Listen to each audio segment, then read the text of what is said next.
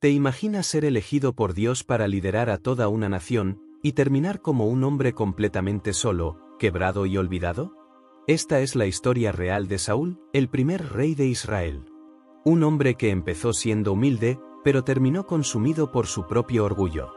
Una historia que podría parecer antigua, pero que es más actual de lo que piensas. Cuando el pueblo de Israel exigió tener un rey como las demás naciones, Dios les concedió su petición. Y entre todas las tribus, Dios eligió a Saúl, un joven de la tribu de Benjamín. Alto, apuesto, fuerte, y en apariencia, perfecto para ser rey. Pero Dios no mira la apariencia, sino el corazón. Al principio, Saúl parecía un buen líder. Cuando fue ungido por el profeta Samuel, el Espíritu de Dios vino sobre él con poder. Incluso profetizó junto a otros hombres de Dios. El pueblo lo miraba con admiración, pero dentro de él ya se gestaba una lucha entre su humildad inicial y el deseo de agradar más a los hombres que a Dios. La primera gran prueba de Saúl llegó pronto. El profeta Samuel le había dado instrucciones claras: debía esperar 7 días hasta que él llegara para ofrecer sacrificios antes de la batalla. Pero al ver que el ejército comenzaba a desertar y Samuel no llegaba, Saúl tomó una decisión fatal: él mismo ofreció el sacrificio. Justo cuando terminó, llegó Samuel. ¿Qué has hecho?, le preguntó con el corazón roto. Saúl intentó justificarse. Dijo que el pueblo lo presionó, que Samuel se había demorado, que era necesario. Pero Samuel fue directo: has actuado neciamente. Tu reino no permanecerá. Dios busca un hombre conforme a su corazón. Aún así, Saúl siguió reinando. Pero el inicio de su caída ya estaba marcado. Más adelante, recibió otra misión de parte de Dios: debía destruir por completo a Amalek, un enemigo antiguo de Israel. No debía dejar nada, ni ganado, ni oro, ni personas. Pero una vez más, Saúl desobedeció. Perdonó al rey Agag y se quedó con lo mejor del ganado para ofrecerlo a Dios. Cuando Samuel lo confrontó, Saúl volvió a justificar su desobediencia.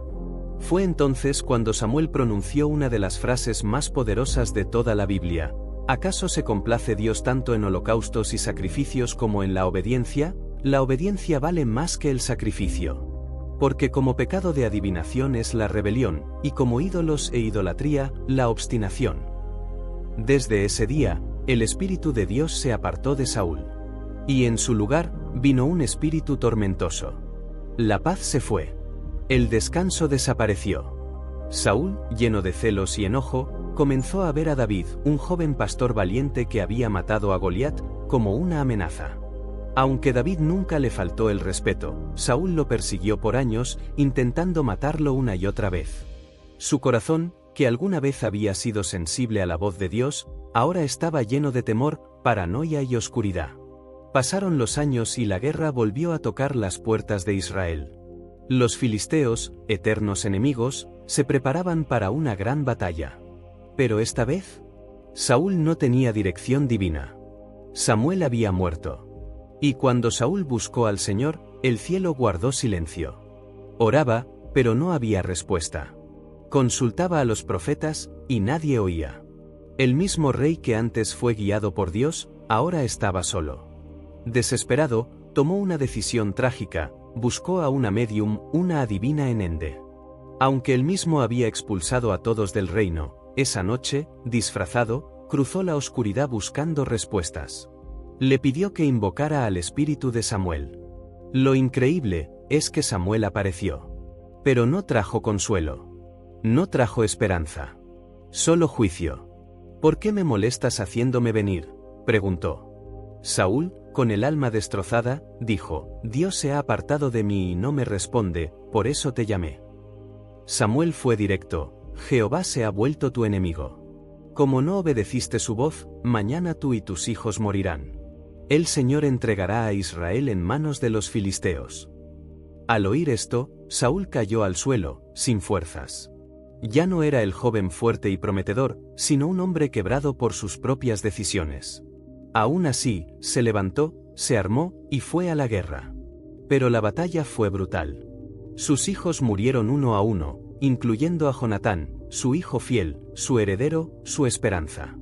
Saúl, gravemente herido, se dio cuenta que todo había terminado.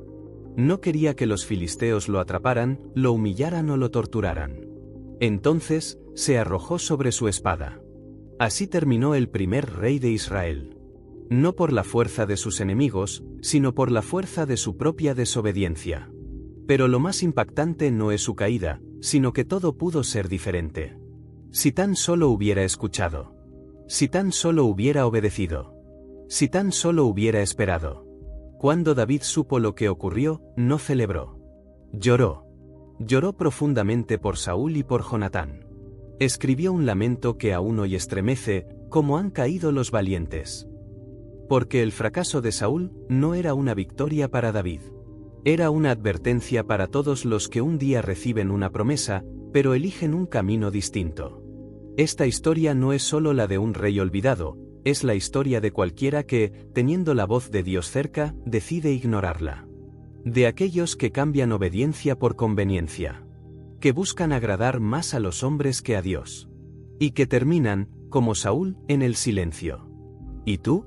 ¿Escucharás cuando Dios hable? ¿O dejarás que el ruido del orgullo y la impaciencia te aleje del propósito? Porque la historia de Saúl podría ser la tuya o la mía.